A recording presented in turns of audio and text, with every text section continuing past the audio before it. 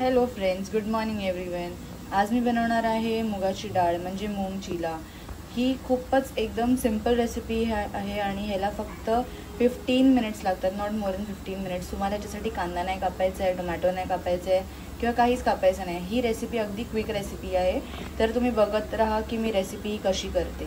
जसं मी तुम्हाला सांगितलं ह्याच्यात काही कांदा टोमॅटो लागत नाही। तसंच आपण प्रथम ह्याच्यात तेल गरम करून घेऊ, त्यानंतर आपण ही जी भिजवलेली मुगाची डाळ आहे, तर ही मुगाची डाळ तुम्ही 10 मिनिटं किंवा 5-10 मिनिटं पण भिजवू शकता, असं काही कंपल्शन नाही आहे।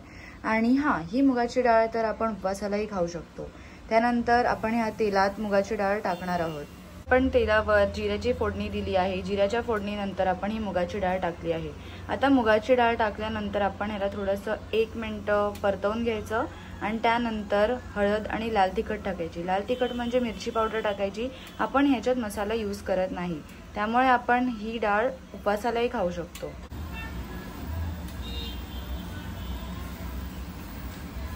ही आता मी थोडीशी हळद टाकली आहे आणि मग आपण मिरची पावडर टाकणार आहोत। किती तिखट तुम्हाला आवडतं तेवढ्या त्याप्रमाणे तुम्ही मिरची पावडर टाकू शकता। आम्हाला थोडंसं स्पायसी लागतं, तर आपण आता मिरची पूड आणि हळद टाकली आहे। आपण हे छान मिक्स करून घेऊया आणि त्याच्यानंतर आपण मीठ टाकायचं आहे। आता याच्यात आपण पाणी टाकायचं आहे, म्हणजे ती मुगाची डाळ छानपैकी शिजते। आणि त्याच्यानंतर चवीनुसार मीठ टाकल्यानंतर आपण त्याच्यात तूप पण टाकणार आहोत। तुपाने एकदम छान स्वाद येतो आणि ही मुगाची डाळ अजून जास्त टेस्टी लागते।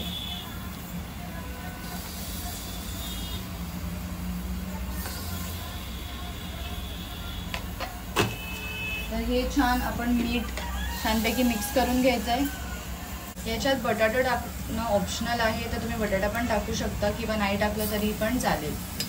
वरून छान असा तुपाचा खवंग आपण देऊ शकतो स्वादासाठी।